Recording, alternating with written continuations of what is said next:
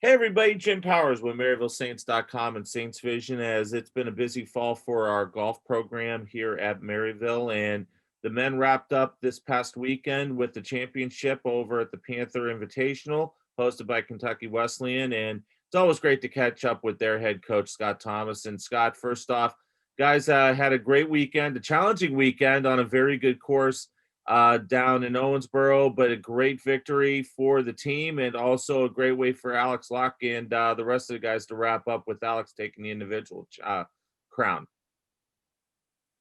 Yeah, it sure was, Jim. First off, it's good to be with you here today.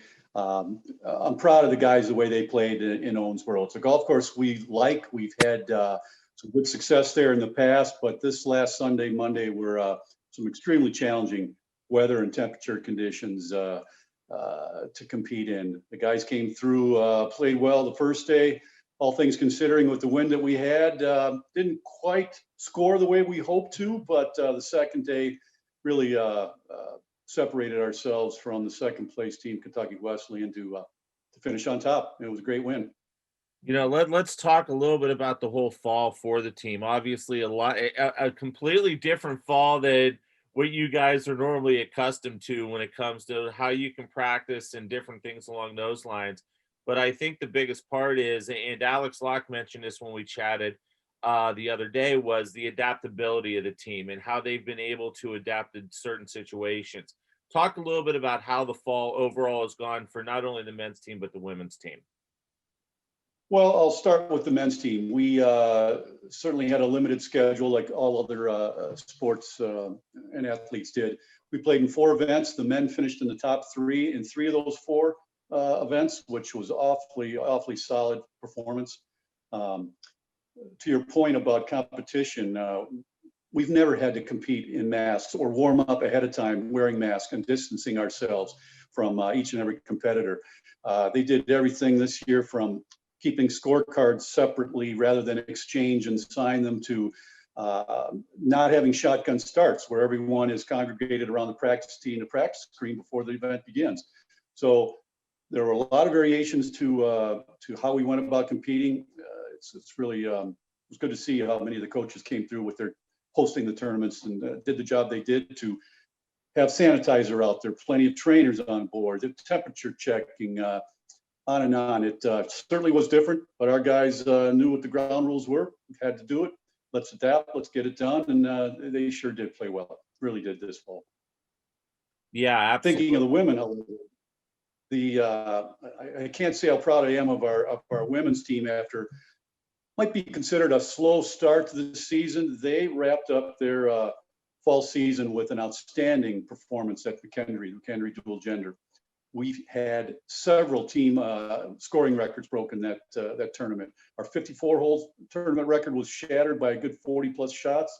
We went out and set our 18-hole scoring record on the second round of the event at 301, and then came right back in the third round and shot 300. It was amazing, and again, some very wet and windy and cold conditions out there.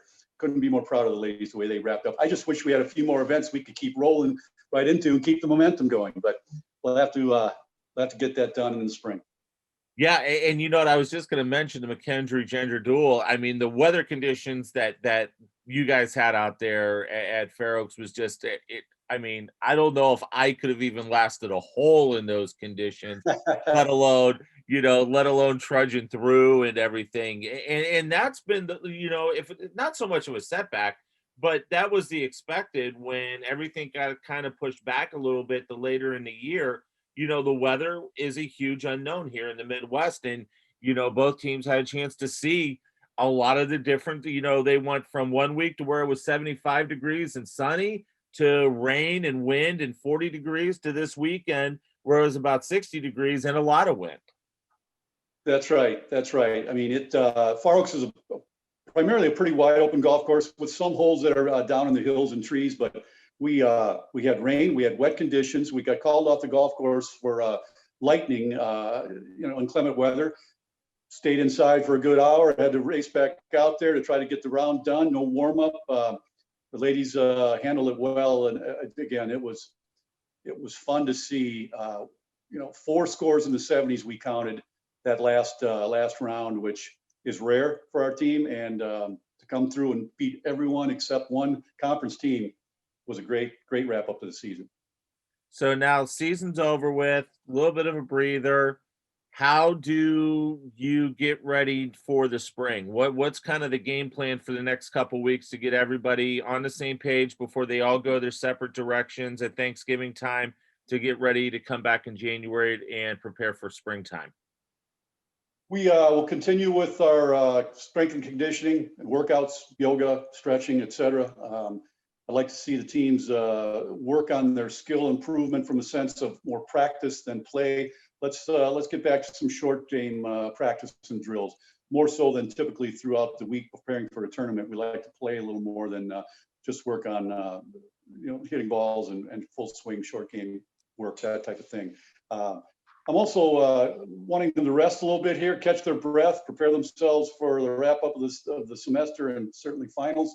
In the off season, I'm stressing conditioning and certainly fitness and practice on your own the best you can, weather permitting. But again, between semesters, also a chance to recharge the batteries, take a breath, maybe get away from the game a little bit, and then be ready come spring semester when we get back at it to be ready to go. So.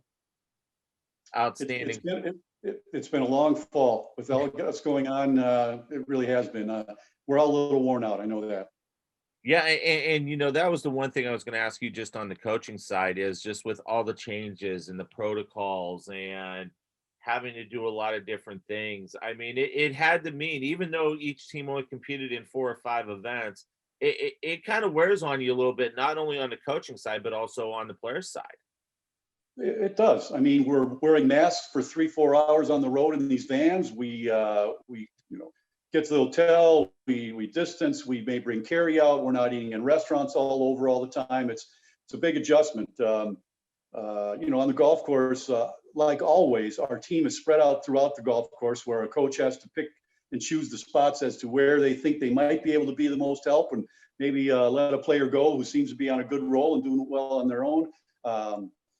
That hasn't changed, but the distancing, the masking, it's certainly different. But every coach is doing it. We're getting our tournaments in. We're fortunate to be competing. I think our kids know that. They appreciate the chance. We all know other athletes in other conferences, other golfers in other conferences that simply aren't competing at all with their teams. So we consider ourselves lucky, really lucky.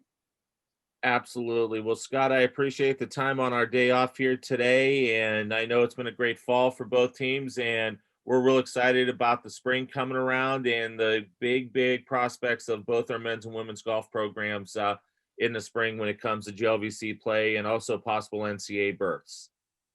Well, I know I am too, and our teams are as well, Jim. You hit it on the head. Appreciate your time today. Go Saints. Absolutely. Scott Thomas, our men's and women's golf coach, joins us as the men wrap up this past weekend on a high note. And it'll be great to see them when they come back out of break, ready to go for the spring and compete for that GLVC championship and possible NCAA championship berth. So we'll be real excited to follow both of those teams in the spring. For Coach, I'm Jim Powers. Thanks so much for tuning in to MaryvilleSaints.com and Saints Vision. Have a great week.